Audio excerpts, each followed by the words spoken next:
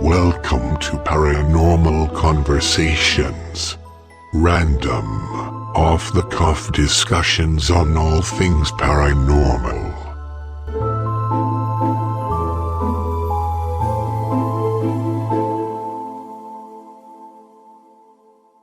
Hey listeners, welcome to Paranormal Conversations number 5.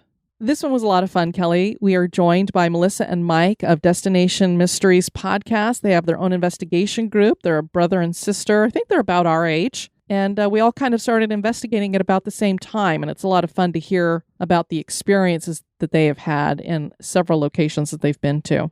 Yeah, it was a really great chat. I really enjoyed interviewing them. And before we jump into that, we want to give a special shout out to Amy Olson. Mike and Melissa have hosted the Destination Mystery podcast for nearly 2 years, and during that time, they've taken listeners on some amazing adventures into reputedly haunted locations in the West, including inns, sanitariums, a nunnery, and even a nuclear power plant. They present their investigations as case files, and their investigative technique engenders interesting, poignant, and plentiful communication. Mike and Melissa have an appreciation of history and wonderfully inquisitive natures. Please welcome Mike and Melissa of Destination Mystery. Hello. Hello. Hi, guys. How's it going? Good. How are you doing? We're doing so well. Thank you so much for joining us today. Very excited. Very excited. To be here. Thank you. Well, clearly you are. And it makes sense that you guys would be talking at the same time because you're siblings and stuff. So we kind of act alike. Yeah, we think alike too.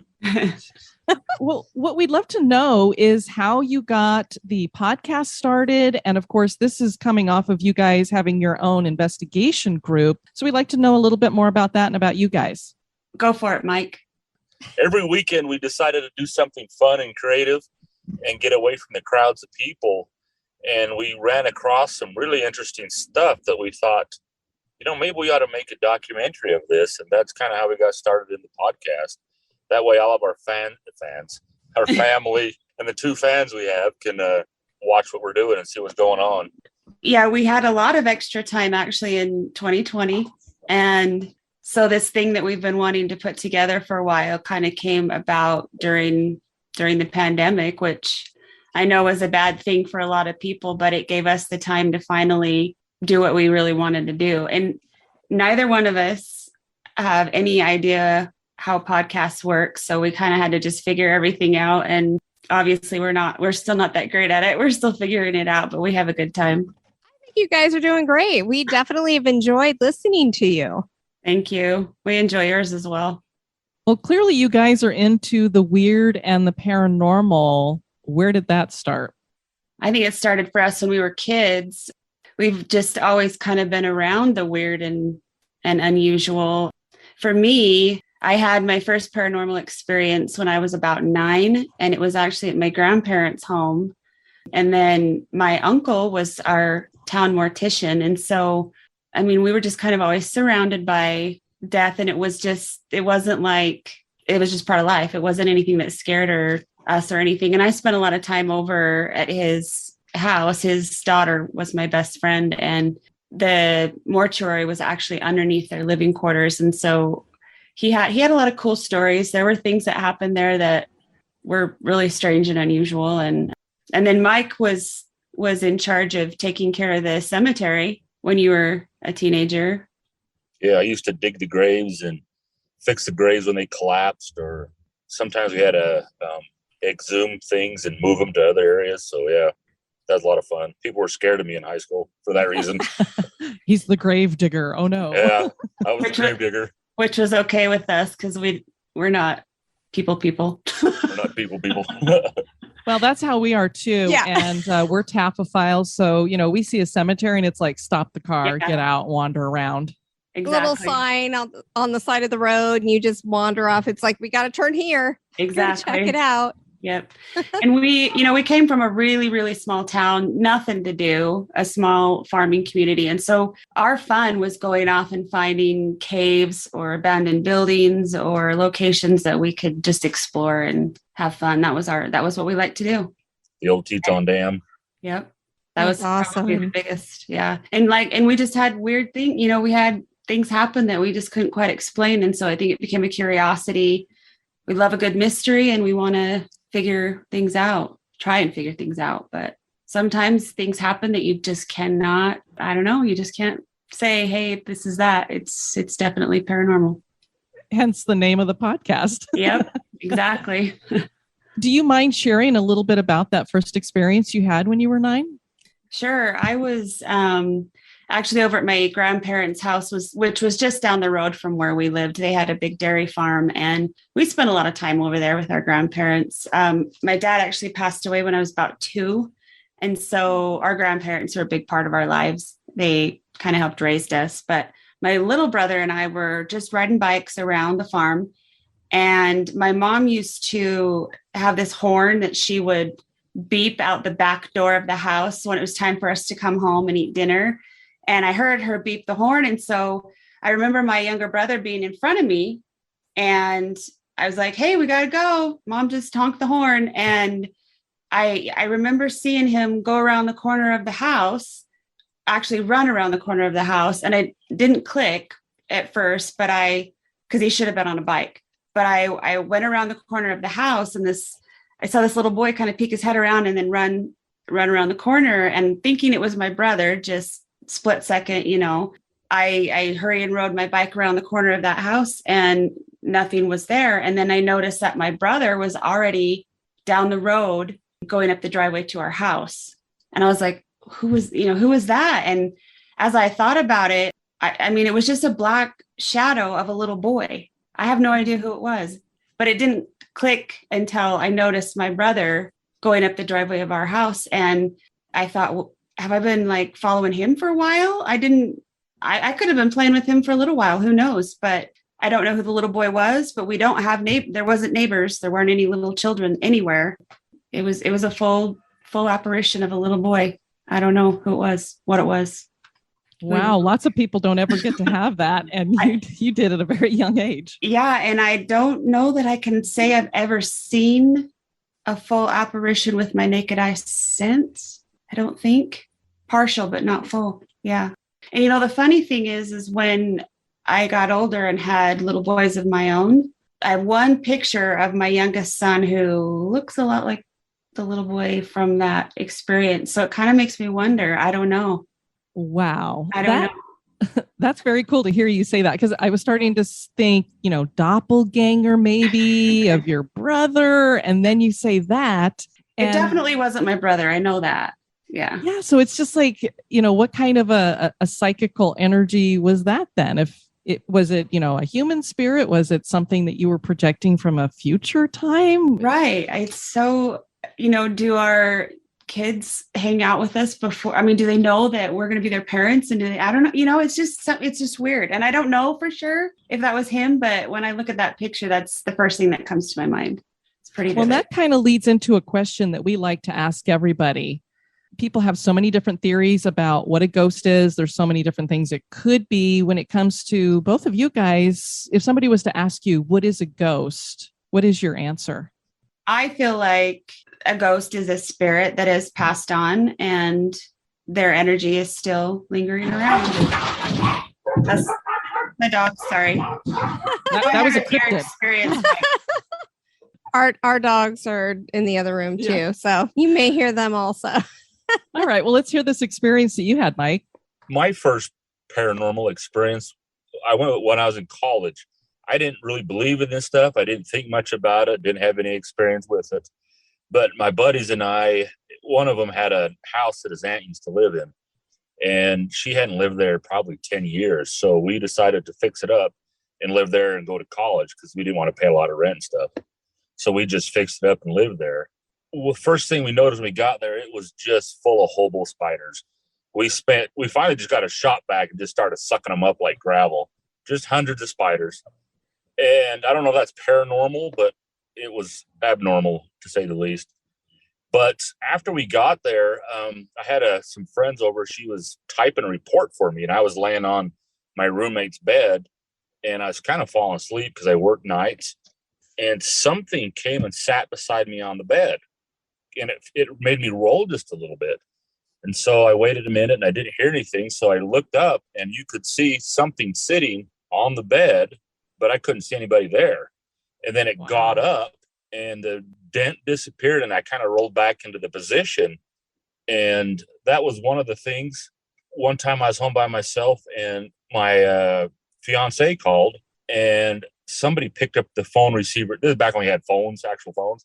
Picked up the receiver, and you could hear it go something downstairs where the phone was. But so I'm like, there's nobody here but me. So I started to go down the stairs, and the doors all went flying open, and the back door went flying open. I never saw anybody again. I was right by the back door, and something went out of there. So it was kind of weird. We just had all sorts of weird stuff happen there. And the reason that the house was abandoned, and I didn't know this till later, was the aunt was taken to a mental hospital, and she saw dark, like shadow figures downstairs, and they hauled her away. They thought she was nuts. But one time I was laying downstairs, and something brought me out of a dead sleep. And I could see straight down the hallway and to the landing where the stairs are. And I saw, and I'd never thought of this or believed this before, but there was a large shadow figure, kind of like it was hairy with red eyes. It started coming down the stairs. And that scared me a little bit, to be honest. And then a few years later, I was talking to another guy, and he told me a story about a large, dark, hairy type creature coming down the stairs with red eyes. And then he brought up the spiders. That's why I brought up the spiders, because he brought up how many spiders came along right during that same. They're very similar stories that, different parts of the state, but that was very interesting. So I don't know if the spiders had anything to do with it. Man, pretty intense. Yeah, sounds like it, definitely. And when you're laying on a bed and you feel that depression, you can't dissuade that. You know when something is sat down next to you, and then when they get up, you can feel it. It rolled me over to the side, and I could see a butt print right in that.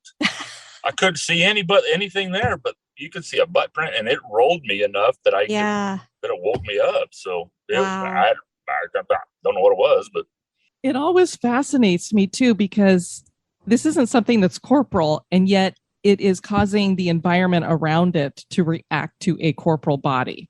Because you think if you can't see it, how does it have any weight to it? Right. It's just, I don't know. That's why this field is so fascinating to me. And obviously we're not going to have any answers. Hopefully, and when we get there, we'll get some answers. I don't know. It doesn't seem like anybody can tell us when they get there, because we ask them and they never do tell us. But no. Hopefully I just wonder if we're not going to care once we get there. Maybe not. I don't know. I always feel like I'm going to be some kind of prankster spirit, but. Oh, I totally would be. Oh yeah. I am for sure, especially I my would totally husband. use it. Oh yeah, we'd haunt Chris. He gets freaked out so easy. Well, this one knows enough about that with me in terms of, she knows that that's what I'll be doing. I mean, we've had spirits play with hair and stuff, and I'm like, yep, that'll be me. Yep, I'm over here. Now I'm over there. That's what I'm looking forward to the most. How long have you guys been investigating? Officially, we started with actual equipment and an actual investigation. It was New Year's Eve. Yeah. New Year's Eve 2018 or 19? I don't know. I just know it's New Year's Eve. I think it was 2019. But we've kind of unofficially investigated our whole lives, I guess. That's the same every for us. Abandoned building we could find. Yeah. Yep. I was going to say, when you're drawn to it, you're drawn to it. You don't really have an official start date. But yeah, going into a place with equipment and trying to get something to come back at you. We're about the same year. 2018 is about when we started too. My husband gave me some equipment for Christmas, and we just had to try it out. And we were not expecting anything. And our very first investigation it blew us away. And then after that, it was like, okay, we are hooked. We've got to keep doing this. Tell her what it was. So we did. Tell them. We went to the St. Anthony Reform School. I had my spirit box that I really wasn't, the first time I've ever used it, didn't really know what I was doing, but I said, hey, if there's anybody here that wants to say hello, say hello. And we had 2 young females go, hello, hello. Like, Aww.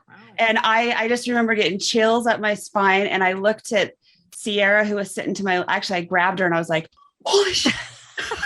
Yeah.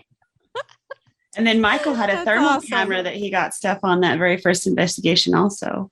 There was a shower room, is what you call it. And I was just playing with the thermal imager. I didn't expect to get anything either. Everybody left the room that we were in, and my daughter was standing there, and her mouth just drops, and she starts going, oh, and she was looking at the screen of my thermal imager. And so I looked down, and there was a little girl with pigtails and a skirt. You could see holding onto the hand of a tall man. You could just see the outside of him. And he looked like he had a lab coat on. And after we left there and went home, we watched the episode of Ghost Hunters. Is that the right name? I think it was Ghost Adventures. Ghost Adventures. And they went to that place just before we did. And there was a story of a man the doctor who was there, took care of the little girl that lived there. And I didn't know anything about that when we saw that. But yeah, apparently they're seen frequently and we had no idea. Wow, that's very cool. It's always nice when you go into an environment and you don't necessarily know all the fine details, and then you go back and research it afterwards and read up on it or watch shows about it afterwards, and then have those correlations when you already have your evidence. So that is just so much fun. It is. It yeah. blows me away. Oftentimes I'm like, is this for real? Did that really happen? Did we really get that? Yeah. Yeah. Same. And I think it's so much fun because we know now that life can exist beyond just this one. And I don't think we need to be afraid of death. Yeah. When people ask why you do this, I mean, number one, it is fun to do it. But number two, I think that's what it has done for us, is it just validates that something about us continues on in some form or another. And it makes sense because energy doesn't just go away. It has to go somewhere.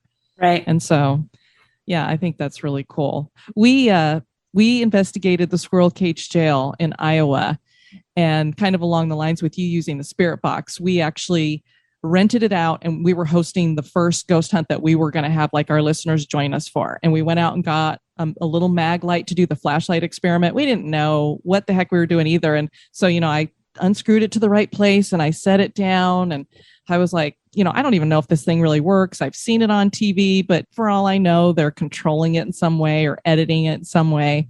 And so we were just like, if there's anybody here who wants to talk to us, go ahead and turn the flashlight on. And it was like, bam. And my heart just went, dun, dun, dun, dun, dun. I was like, and I was trying to act calm, like, yeah, this happens all the time. So I sounded that way. But later on, I was just like, oh my God, this really works. There really was something here and it really can do that. It was just very cool. Yeah. Well, and I always tell people, you don't need the fancy equipment to go. I mean, the flashlight works perfectly. And we've had the same experience with that. Yeah. And for those, I mean, it's hard for others that are not there in the moment. We've seen it happen so many times on TV shows. It's like, well, is there something else going on, or is the battery really heating up, cooling down, things like that. But when you are having that direct interaction and it's like really responding immediately, it's just incredible. It's very cool.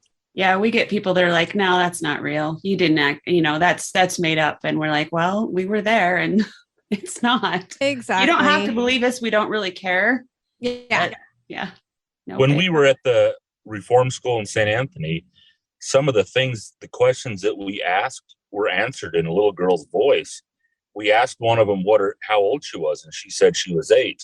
Then we asked her what her name was, and we thought it was Jody, but I remember reading on the wall at the trim, Jordy, and she was 8 years old. And so to see it written on the wall 100, how long ago? 75 years ago? 78? I don't know. I don't remember. In the 50s, 1950s. So her name was written on the wall. Her age was on the wall. And then we hear it come across the spirit box. That's really hard to say that wasn't real. So That's real hard to say. Yeah, exactly. And I know that you guys do the Estes method with the spirit box too, and we do that quite a bit. Diane's really good about for me, it kind of gets a little bit overwhelming.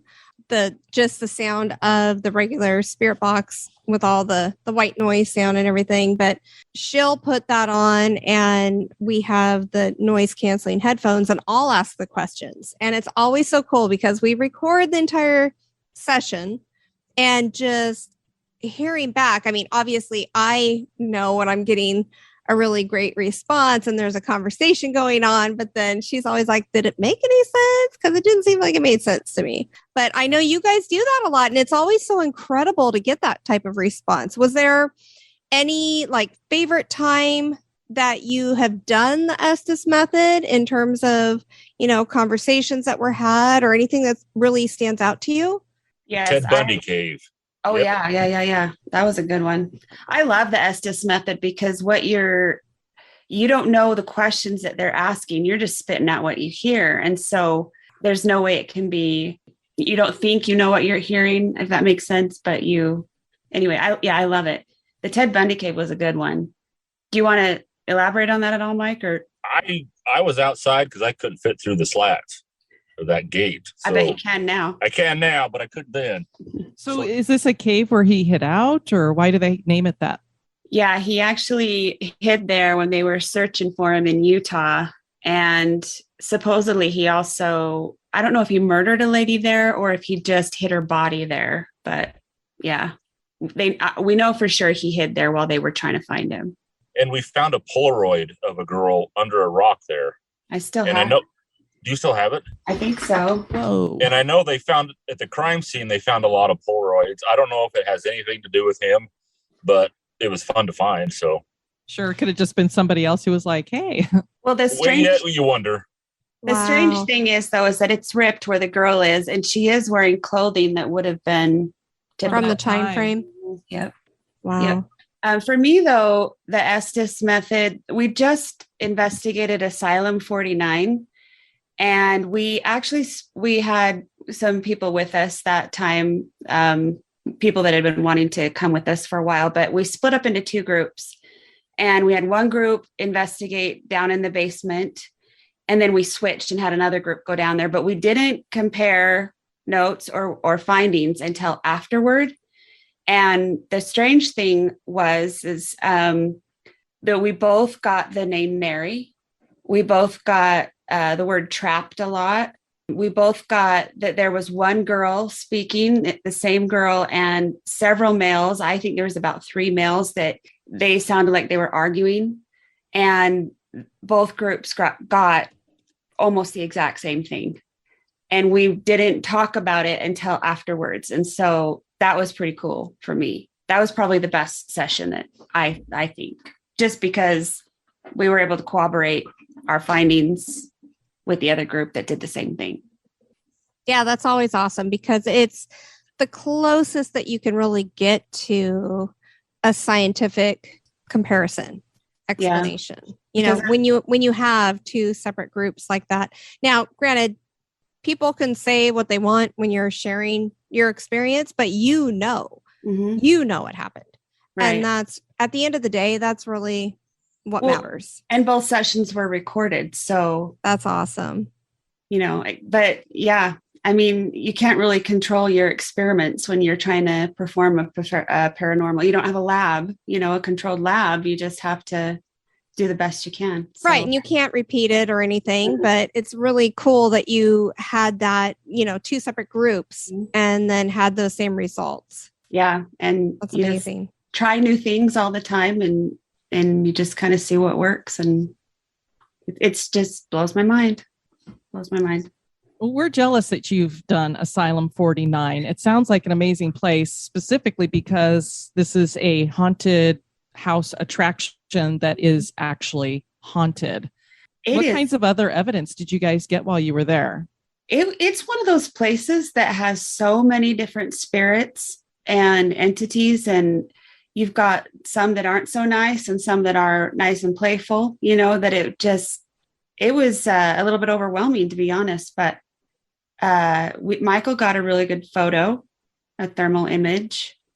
I don't know if you want to talk about that, Mike. I hate dominating the conversation. Yeah, you're so much better at it than I am. No, I'm not. I hold my thermal imager in one hand and my camera in the other hand so I can record it. And the guy I was with, like, there's something down this hallway. I can feel it. So I turned around and there is an image of something coming down the hallway towards us, but it disappeared right as soon as I did get a picture of it, but I didn't get much of one. And it was coming towards us. We got some really good REM pod activity there too. And I had just gotten the REM pod for Christmas, and we did this investigation. Was it New Year's Eve again? Mm-hmm. So that was the first That's our New Year's Eve tradition. Yeah. It's a great way to ring in the new year. Okay. So it was the first time I'd used the REM pod, but I had stuck it in a hallway that, like, every time I went down this hallway, I could hear stuff going on down this other hallway. It was towards where the nursery and the NICU were. And I heard a woman's voice on a couple of different occasions. So I'm like, okay, I'm going to stick the REM pod down there. We're going to go out in this hallway, sit and do a session. And that REM pod responded on cue. And it was crazy. And we probably communicated with whoever it was for a good 10 minutes with that REM pod responding on cue. So that was really cool. That's always fantastic. When you have something show up on the thermal, is it a heat signature, a cold signature? Well, when we first started doing this, I didn't think I would ever. I use it for work. I use it for breakers to tell which ones are hot, or I use it in a ceiling to tell where the leak was. And the first many that I got were heat signatures, not much. Well, everybody says a ghost has no heat to it, but if you're energy, you have to have some kind of heat. And this thing will pick up some kind of heat. But we found a couple that are absolutely void of any heat whatsoever, but they're human shaped. I mean, very human. We did, was it Wyoming State Prison, Melissa? Yeah, but that's. Yeah. You got a picture there. Sorry, go ahead. But I sometimes just hold my phone in my hand, and I'm looking elsewhere so I don't fall over something. But I was recording, and I got a picture of a girl. She kind of looked like in a ballet position and a skirt, and not very tall. And I thought, well, maybe it's just my daughter. But my daughter had a hoodie on and her hood was over her head. And there's only 5 of us in the entire place. So, but the thing with that one was completely devoid of heat. So most of them had some heat, but there's been 2 that didn't. With the ones that do have heat, we have photos, like with 2 of them are with me in the video. So you've got me, who is very, very hot, very hot. Hey. But then you can tell that this other image or figure is not even close to having as much heat as I do, but it does have a little bit. So yeah, I always find that fascinating because you see both. And so it's always one of those questions that we like to ask in terms of personal experiences. Well, and I'm thinking if they are trying to manifest, then they've got to have enough energy that it is possible to create some heat, I would think. Yeah, that's interesting to think of that, because I'd always wondered when you would see a heat signature on it. I'm like, well, people usually describe it as a cold spot when they feel something that might be a spirit near them. But then we've also heard people who have had experiences where they feel a hot spot. So now it does make you wonder if maybe that's something with manifestation. Maybe it's the spirits who have had more practice at I don't know. I mean, we wondered the same, because sometimes you can go into a location where it's not been investigated, like hardly at all. And you may not get the usual response that you're expecting. Mm-hmm.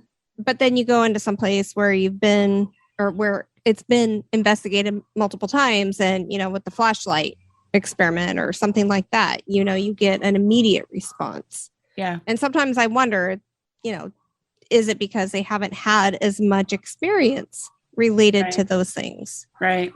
Yeah. I mean, speaking of being touched and feeling warm, we decided to try a cave once just to see what would happen. because we wanted to be a little different. And so we went down to the bottom of this cave, this lava tube, and Melissa was doing her thing, and I had my thermal imager out, and I got this person faded in. You could see the just arm and the outside of the head, the eyes and nose, and it's looking straight at her. And on its back was a little red spot. And my niece, when this was all said and done, she had no idea what had happened or what I saw, but she was complaining about her back was it hot or just poked? Do you remember? But she complained about being poked in the back. Yeah, I think she said it was hot though too. I think she did too. So she clearly felt it. Mm-hmm. Yeah, but it was on the same spot on whatever it was that manifested itself for just a few seconds. It was the same spot on its back, his back, as it was on her back. And it was looking at Melissa like he was pissed. I'm glad it was you he was looking at it, not me. I'm glad I didn't know that at the time because it was a little scary. Did you work at an Idaho nuclear plant, or is this just a place that you know people who've worked there? I worked there for a couple of years right out of high school, but our brother works there now. Because you guys talked about this on one of your episodes, and I'd never heard of a nuclear plant being talked about in regards to hauntings. And it seems like there's a lot of stuff going on there because there was some kind of an accident there years ago, right? Yeah, I think it was back in the 50s, if I remember right. I have it all written down. I can't remember for sure what the accident was, but there was a big explosion. It ended up killing 3 people, I believe. They pulled the rod out too fast, and it blew up and pinned him to the ceiling. And all the medical workers all went in there and saved him, and then realized, oh crap, he's radioactive. So they buried the ambulance, they buried all the stuff with it, and it's still sitting in a bunker somewhere out on the site. This accident is kind of what triggered all of the training now where, they realize, well, we can't just go rush in there without protective equipment on and that sort of thing. But nobody really knew, what they needed to do at the time. So they all it was kind of chaos when the accident happened. But the gentleman who was an admiral in the Navy is who they actually think they see most of the time. He spent his life work creating these nuclear. I got to look at my notes. I can't remember what it was exactly, but he spent 60 years of his life doing this, and he's proud of it. So they actually think it's him that hangs around for the most part there. And which makes sense. See. Yeah. There is a book on it. I think it's just called Idaho Falls. Yeah. It's not a power plant. It's more of a storage and testing facility for submarines. And they do have an airplane engine out there that they tried to build, but it was so big it wasn't feasible. They did power the first nuclear city, though, from that plant, right? It was. They call it. What did they call it? Atomic City. Atomic City, yeah. Okay. Which isn't a city, by the way. It's like 6 houses, but and a bar. Hey, that's so funny because I think it was the show that we just did, and I was like, or was it a bonus cast? And I was talking about this. I think it's Gray Cloud Island, and they don't say it's really a town because it doesn't have schools or churches. And then it doesn't have a bar, and that was my comment. I'm like, well, it's not a town if it doesn't have a bar. I'm sorry. So this is a town then. It's got a bar. Okay. There you go. There you go. We went out there to see what the city was, and some lady was driving her lawnmower over to the bar. So it's pretty redneck out here. Hey, where I come from, they have lawnmower races. Fun. So they soup up the motor and everything and race them around at the rodeos and so forth. So it's all good. Fun to me. Yeah, absolutely. You guys have investigated a lot of places. Is there a dream location that you would like to investigate that you haven't done yet? I want to investigate. I think it's the same for both of us, but Chernobyl. Oh, yeah, that would be fun. Wow. I mean, aside from radiation, yeah. Yeah, I was going to say it'd be a little dangerous in that regard, but that aside, aren't we like exposed to that every day anyway? Like, probably. Yeah, pretty much. But everybody picked up and left. Everything is still there. There's got to be so much energy. Got to be. Yeah. We Absolutely. talked about this when we turn like 70, 75. Just before we die, we'll go there and explore. And we're 'cause off. We're going to die anyways. Yep. Or if we get cancer, we could just go there and get our treatment. That's right. It could actually be. Have a I'm little not fun. trying to make light of it, but I do really want to go there really bad. Yeah. I mean, it would just be interesting to see if there is some kind of residual energy that's been left there, not just because, people had to pick up and leave, but just based on the fact that you had this nuclear energy that might have trapped something. I Who feel like knows? there has to be. There has to be. And there's just, there would be so many places to explore and so many things to look through. And Yeah. I'd like to go to Twin Bridges, Montana. I just listened to your episode of that one, and I didn't know it was there. It's about 2 hours from my house. Oh, that's not bad. Oh, wow. Okay. Yeah. So I'm going to go out there as soon as I can. Here, we should team up. Or That when would we're be down fantastic. there. Either way. Yeah. Yeah. I mean, there are so many places. I basically grew up in Colorado, but I wasn't investigating at the time. And now I'm like, oh man, I wish I would have been investigating because there's so many places out west that we haven't done. The nice thing about living in Florida is we've been able to work our way up the East Coast, which are a lot of places that I had never done before either. Yeah. So. I'd love to get over to the East Coast where there's a lot more history and, probably more places to explore than over here, but we'll get there someday. And we have similar investigative techniques. I mean, you guys don't go in there and say, hey, come at us or, no, come at me, bro. Try to instigate things and stuff. I mean, it's like going into somebody's house and you try to be respectful and you think, well, if we introduce ourselves, maybe they'll introduce themselves too. I think ghosts they're people. Why would I want somebody to come in and treat me with disrespect in my own space? It's not going to work. You're only going to make them mad. And I don't want to collect evidence that's going to scare me. I just want to know their story. And you guys, you always talk about the history of the place and that knowing the history, what happened there, the people that lived there, what they did. I mean, it just is so fascinating. And that's what I want to collect. I don't necessarily care about the evidence, although it's fun to get it. That's not my whole purpose necessarily in going. Yeah, the interaction is amazing when you find that connection. Yeah. Yeah. And you're much more likely to get them talking than you are when you're being respectful. Yeah. Yep, absolutely.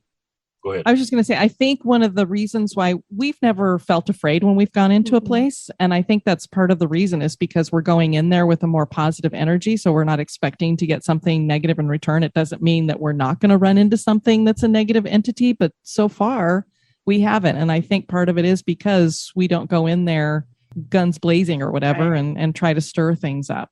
Exactly. Yeah. Yeah, we had interactions with a murderer at Squirrel Cage. Yeah, I mean, we've had places. some bad people that were bad people in life. They were bad people in life. But they haven't done anything mean. Let me put it that way. Right. Yeah, they still had respectful, good communications. Yep. We have for the most part as well. Well, you pretty much said what I was going to say. Almost all of our experiences have been positive ones that seemed like real people who lived a good life and died. We've only had one or two that was in any kind of negative way. So the majority of them are good people, I think.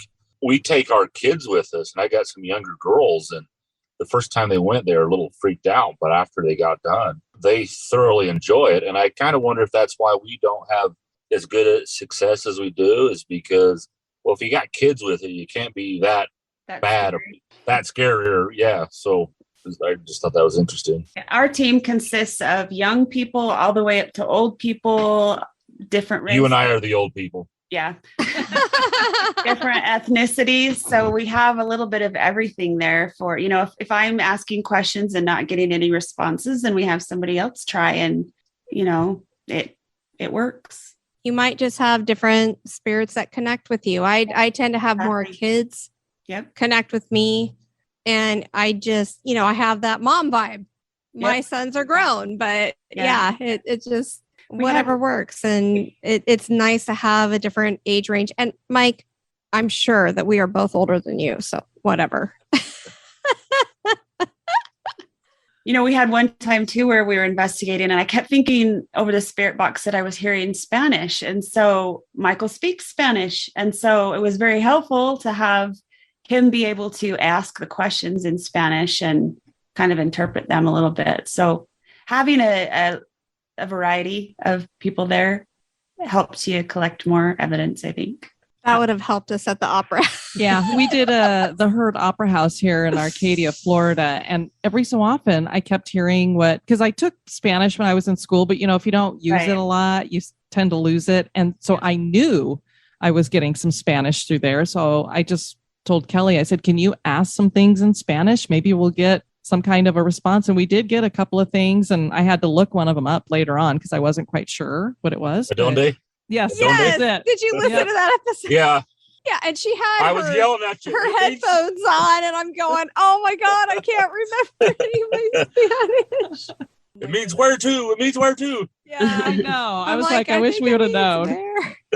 Well, and we get that too. Like when I go back through the evidence and hear the answers, I'm like, gosh, I wish I would have known that's what they said when we were there. Cause I, would have made more sense, but. Well, and that's why it's so great too, though, even if you aren't able to actually piece it all together right in that moment, having the recording of the entire situation, the people that are asking the questions, the ones that have, the spirit box through the Estes method, so many things come together after the fact. I mean, Charleston Jail is a good example of that for us. We didn't think that we got like a lot of great connectivity with spirits. And then it's like, we ended up piecing things together at the end. It's like, wow. Like there were some things that kind of blew our mind, and you don't necessarily always get it right in the moment. It'd be great if, they could spell it with skywriting and just be like, hey, this is what we're asking you. Well, what happened is we have black tourmaline and we keep it in the car. Mm-hmm. So that when we're leaving, we're just like, you're not allowed to come home with us. And then we have the black tourmaline with us just to, repel whatever might be a little negative. Well, I forgot to take it out of my bag. And so we took it into the old Charleston jail with us. Uh-huh. And we weren't getting any kind of interaction, hardly at all. It would we'd start to get something. And then it was it would go away. And just would cut off suddenly. The woman who kind of toured us through had, she just had like an application on her phone going. I think it was kind of like an Ovilus. Uh-huh. And it came across in separate times, but when we put it all together, it was saying, where is the black? And then it didn't finish what it was saying, but we had no idea until I was listening back to the audio later. And I was like, oh my gosh, I think they were asking, where's that black tourmaline that they've got in their bag? We don't want to be around that or something. It was just, and we were like, I wonder if that's why we weren't getting, because I reached into the bag afterward and I went, oh my gosh, I can't believe I took this in there. I wonder if that's why we weren't getting any responses really. Yeah. Well, and I kept having a feeling like we had spirits around us, but we would get like very limited. We would get a very brief period of interaction and then it was just gone. And I'm like, whatever it was just left. I mean, you could just feel it. And yeah. Yeah. And the crazy thing too is like, sometimes you'll do an investigation thinking you didn't get anything. And then you go back and review evidence and you're like, holy crap, that was probably the best session we've ever had. How come I didn't hear that while I was there? Well, like the Wyoming State Prison, I didn't think we got that much while we were there. And I was kind of disappointed because I was expecting to get a whole lot. And then when we went back through, we got a full body apparition and we were like, holy crap. Yeah. Yeah, it's always amazing. And, just the EVPs that you don't hear in person, but when you review it, it's like, oh my word. Wish I had heard that before in person. Yeah. But I mean, kind of like with the heat signature and everything, you can sometimes see things visually. If you're able to catch it on the camera, great. But at the same time, people in the immediate experience, nobody else can see through your eyes. So it's just really neat when everything comes together, even if it is after the fact. Agreed. I'll take it either way. Right. Yeah, same. You guys, I am so excited to have been talking to you. This has been fabulous getting to know you guys. Why don't you share where listeners can listen to the podcast and find out more about you? And I think you guys have a book too, don't you? We do. You can get information for our podcast and our book by going to destination-mystery.com. We have our first case files book, which is basically the first season of our podcast, but we have, the history of the places that we went to, people that we interviewed, the evidence that we collected, and we'll put portions of our sessions in there and then just I guess, what our case files are. It's kind of fun to read through, but I actually just finished writing book number 2 because we just finished season number 2, but now's the hard part, the editing. Yeah, And that's never fun. It's a lot of, our adventures, I think, are a lot of fun. So you can get information there, and you can listen to us on Apple, Spotify, iHeartRadio, Google, wherever you listen to podcasts. You'll just want to search Destination Mystery. And if you see a picture that's like a Bigfoot skull with alien eyeballs and a beard, that's us. Perfect. I don't know if you know this, but my brother created our logo, and the alien eyeballs are me because I have one eyeball that's half green, half brown. Oh, wow. Oh, that's so cool. And the beard is Mike. Gotcha. That's Okay. cool. Yeah. No, I've seen it. And the gray hairs from the kids. Yeah. Well, I always tell my youngest son that I never had gray hair until Yep. you. Yep. I don't know. Maybe you could give us a little hint as to when season 3 might be starting. Probably like September-ish. Okay. I have some projects in the works that we're needing some time to do. In fact, I just finished 3 children's books. They should be releasing soon.